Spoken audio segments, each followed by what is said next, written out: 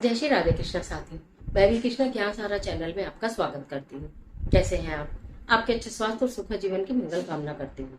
आपके अपने इष्ट देवी को कोटि कोटि नमन करते हुए, बड़ों को प्रणाम करते हुए वीडियो प्रारंभ करते हैं। साथियों, आज बात कर लेते हैं तुलसी जी की। आज बात कर लेते हैं औषधि की और भोग की। यानी तुलसी जी के दो प्रयोग होते हैं, या तो भगवान को भोग लगाते हैं, पूजा करते हैं, और या फिर हम उसे औषधि के रूप में यूज करते हैं।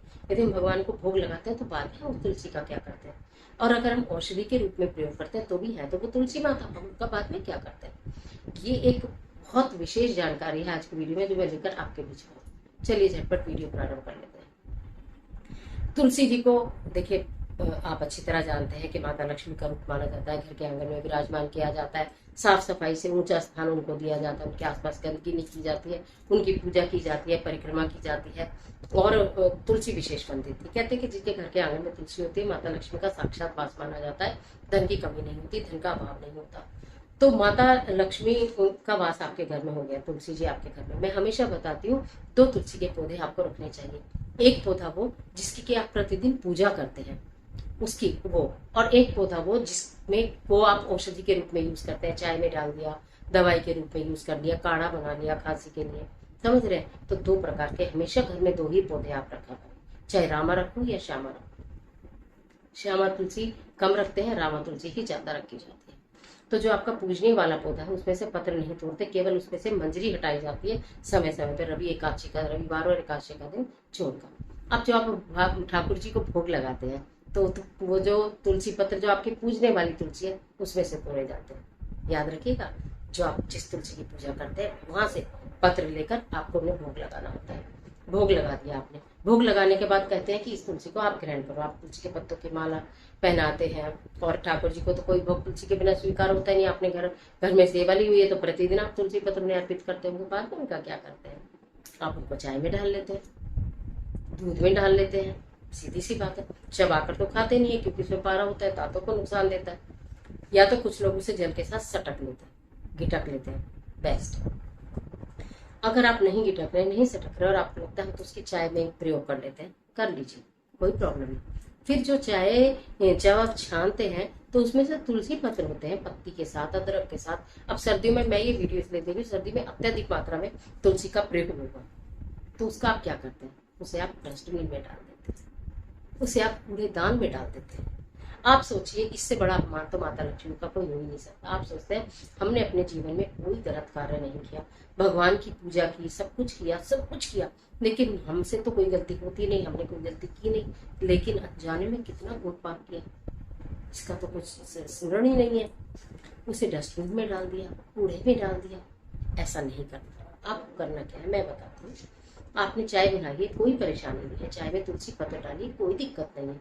आप जो छलनी में आपने छानी चाय, कोई दिक्कत नहीं। उसके बाद छलनी में जो चाय की पत्ती बचती है और तुलसी पत्र बचते हैं, उन्हें थोड़ी देर नल में धो लीजिए, छलनी को घुमा घुमा के, और उसे किसी गमले में डाल दीजिए। और अगर आप ऐसा करते हैं कि उसमें अदरक भी है, हमारे पास गमले नहीं है या गमलों में खराब हो जाता है, इतनी खाद नहीं बनती, हमारे यहाँ तो बहुत चाय बनती है, तो आप केवल उसमें से तुलसी पत्र निकाल लीजिए। बाकी चाय की पत्ती भले ही आप डस्टबिन में डालिए, तो तुलसी पत्र निकाल लीजिए और निकाल कर अपने किसी गमले में रखते जाइए। लेकिन भूल कर भी ठाकुर जी के भोग का, भगवान जी के भोग का, तुलसी पत्र का जो भोग लगाया जाता है, तुलसी माता का, लक्ष्मी माता का अपमान मत करिए। मुझे लगता है शायद ये जानकारी आपको पहले कभी किसी ने नहीं दी होगी, शायद आपको ये नहीं पता होगा। 99% लोग प्रयोग तो जानते हैं कि भोग का प्रसाद है, हम भी बताते हैं तुलसी को प्रयोग कर लेना, तुलसी का प्रयोग तो सब जानते हैं, लेकिन दुरुपयोग जो कर रहे हैं उसकी नॉलेज नहीं है। ये प्रयोग के साथ दुरुपयोग भी हो गया। तो इसलिए ये वीडियो आपके लिए बनानी इसलिए जरूरी थी कि भूल कर भी अर्थ से अनर्थ मत कर देना।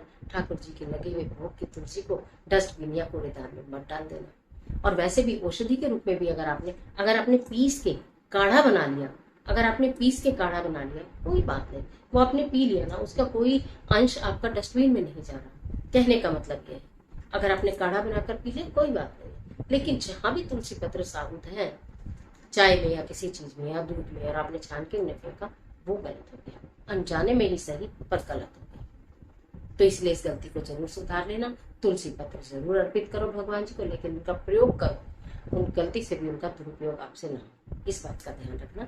पत्ती अदरक ना डालना चाहो गमले में, ऐसे वो अच्छा खाद होती है, बहुत पौधे ग्रो करते हैं वो डालने से, लेकिन फिर भी उसमें अदरक है, लौंग है, काली मिर्च वगैरह चीजें हैं, आप सोचते हैं नहीं डालना चाहते, तो उसमें से केवल जब आप चलनी में निकालें तुलसी पत्र उठा लीजिएगा और बाकी डस्टबिन में भले ही फेंक दीजिएगा, तुलसी पत्र उठाकर किसी कमरे में रख दीजिएगा, गमले में रख दीजिए, खाद बन जाएगी। लेकिन उनका अपमान नहीं होगा, ठाकुर जी नाराज नहीं होंगे, ठाकुर जी आपसे बहुत प्रसन्न होंगे, आपकी पूजा स्वीकार होगी, आपका भोग स्वीकार होगा। कर देखिए।